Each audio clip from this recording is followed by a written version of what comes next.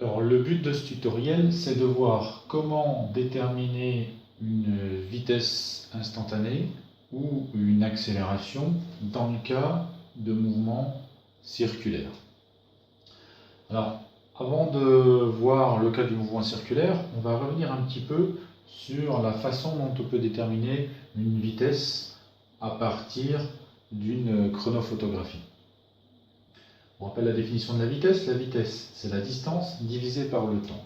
Alors, on sait assez facilement calculer une vitesse moyenne, par exemple, entre les instants, les positions A0 et la position A5. La vitesse moyenne, ce sera la distance qu'a parcouru le mobile, donc A0, A5, divisé par le temps qui s'est écoulé entre le moment où le mobile a passé la position A5 et le moment où il avait où il était en position A0. Ça, c'est la vitesse moyenne. Par contre, calculer une vitesse instantanée, par exemple au point 3, on ne sait pas faire. On ne peut pas calculer la vitesse instantanée précise en un seul point. Donc, ce que l'on va faire, au lieu de calculer la vitesse au point 3 précisément, on va calculer la vitesse qu'a le mobile autour du point 3.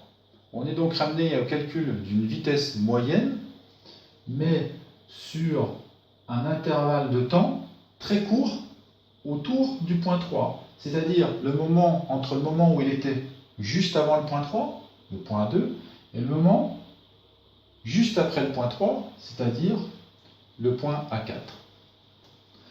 Donc, on va faire comme ceci. La vitesse instantanée au point 3 sera égale à la distance qu'il a parcourue entre juste avant et juste après, c'est-à-dire le point avant, c'est le point A2, le point après, c'est le point A4, divisé par l'écart de temps qui s'est écoulé entre le moment où il est passé à la position 2 et le moment où il est passé à la position 4. Donc, à retenir, détermination d'une vitesse moyenne entre deux positions, une position initiale et une position finale, et détermination d'une vitesse instantanée à partir des deux instants précédents et suivants correspondant à l'instant dont on veut mesurer cette vitesse instantanée. La première chose qu'il faut connaître lorsque vous avez une chronophotographie comme ceci, c'est l'écart de temps, qui logiquement est constant, entre chaque instant, entre chaque position. Ici, on prend un écart de temps d'une seconde. Donc, entre la position 4 et la position 5, s'est écoulé une seconde. Entre la position 5 et 6, une seconde, etc., etc. On voit ici qu'on a un mouvement circulaire. On voit également, à vue d'œil, que le mouvement est circulaire uniforme. Les distances entre chaque point sont à peu près les mêmes. On va donc mesurer des vitesses à partir de mesures réalisées sur cette chronophotographie. Il nous faut donc une échelle qui nous permette de passer des centimètres mesurés sur la chronophotographie en mètres par seconde. On a donc une échelle de 1 cm pour 0,5 mètres par seconde qui nous permettra en fait de tracer les vecteurs vitesse une fois qu'on aura calculé les vitesses. De même, pour tracer les vecteurs accélération sur une feuille, il faudra une échelle qui permette de convertir des mètres par seconde au carré, l'unité des accélérations, en centimètres, et vice-versa. On donne donc ici l'échelle 1 cm pour 1 mètre par seconde au carré.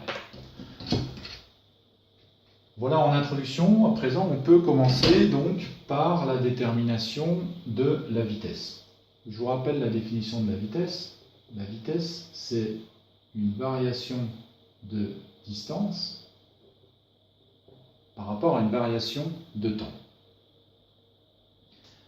Alors, si on veut déterminer la vitesse au point 5,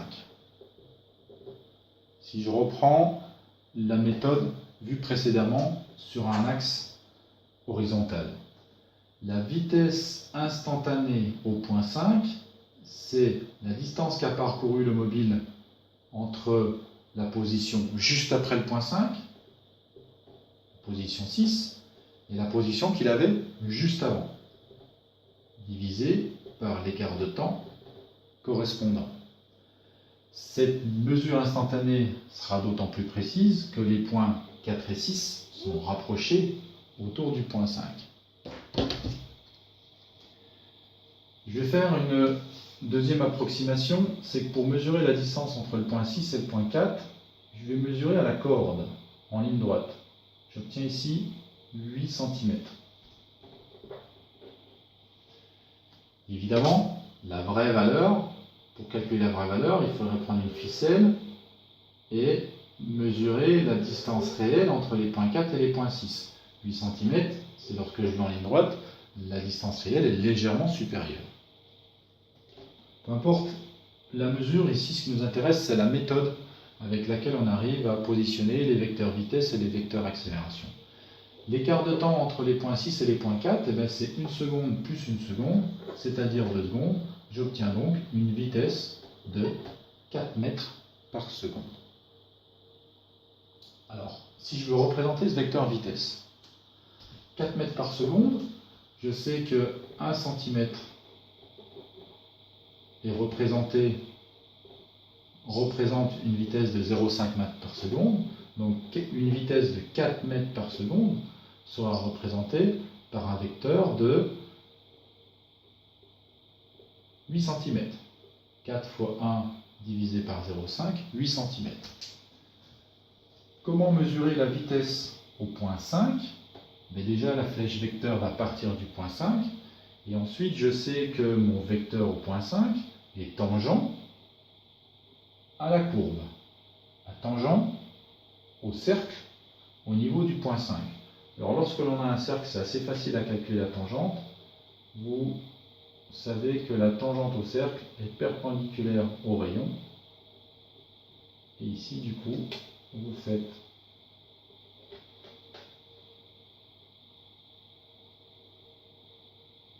une flèche de 8 cm de long. Et ça, c'est mon vecteur V5. On va déterminer maintenant la valeur d'une accélération. On prend par exemple la valeur de l'accélération au point 6. On va reprendre la définition vectorielle. L'accélération, c'est la variation, en n'importe quel point, c'est la variation de la vitesse par rapport au temps.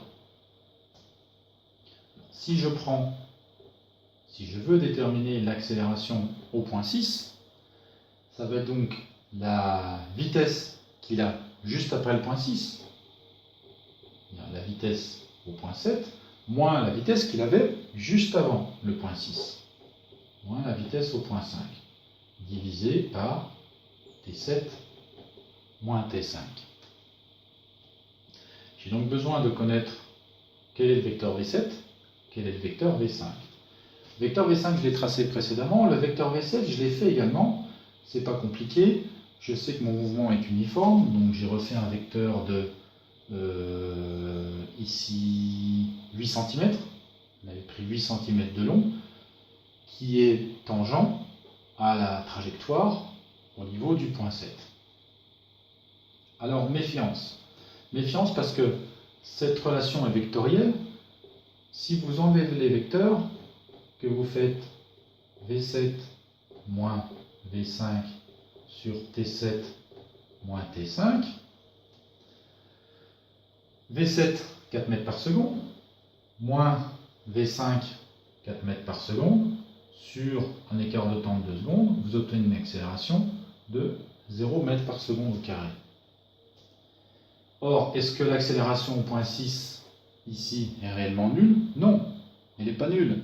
L'accélération tangentielle est nulle, mais l'accélération normale, qui se calcule en faisant la vitesse au carré divisée par le rayon, elle n'est pas nulle. Elle n'est pas nulle puisque la vitesse n'est pas nulle.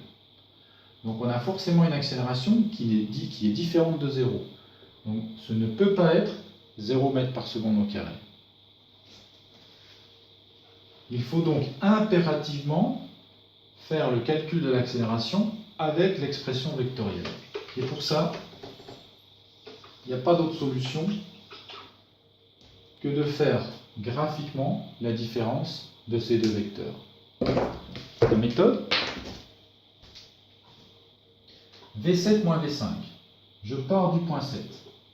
Je fais un déplacement correspondant au déplacement V7. Et ensuite, je me suis arrêté là.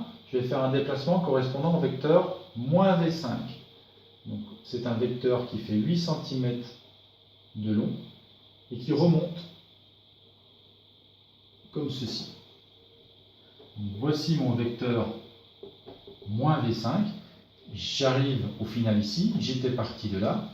Donc le vecteur V7 moins V5, mon vecteur delta V, le voici. Ce vecteur delta V, je vais le translater au point 6. C'est un vecteur qui fait 5,8 cm. Je reporte la distance.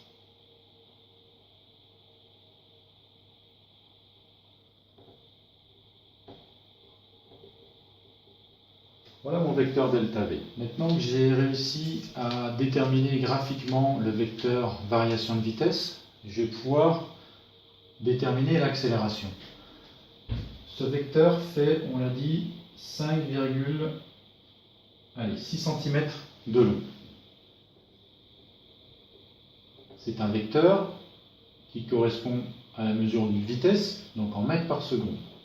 Donc 6 cm, j'aimerais savoir à combien de mètres par seconde ça correspond. Je reprends mon échelle, je sais que 1 cm correspondait à 0,5 mètres par seconde. Donc 6 cm correspondront à 3 mètres par seconde. Donc moi voici donc, avec ma relation vectorielle, que je vais pouvoir maintenant passer en relation scalaire. Donc A6, ce sera égal, la norme du vecteur A6, ce sera égal à la norme du vecteur variation de vitesse, divisé par T7 moins T5. La variation de vitesse, on vient de voir qu'elle faisait 3 mètres par seconde, et non pas 0 comme précédemment. L'écart de temps entre les instants 5 et 7, il est de 2 secondes. On a donc une accélération de 1,5 mètres par seconde au carré. Dernière petite remarque que l'on peut faire. J'ai déterminé mon vecteur variation de vitesse à l'instant 6.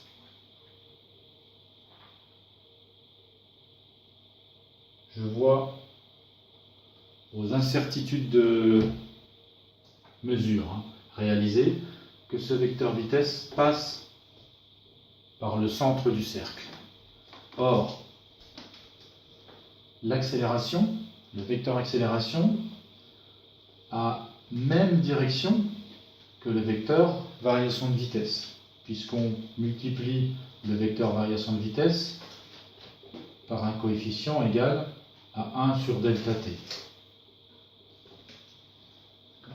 Donc, si delta v est dirigé vers le centre, le vecteur accélération sera également dirigé vers le centre. Alors, ceci est vrai pour le point 6, mais ceci est vrai également dans un mouvement circulaire pour n'importe quel point.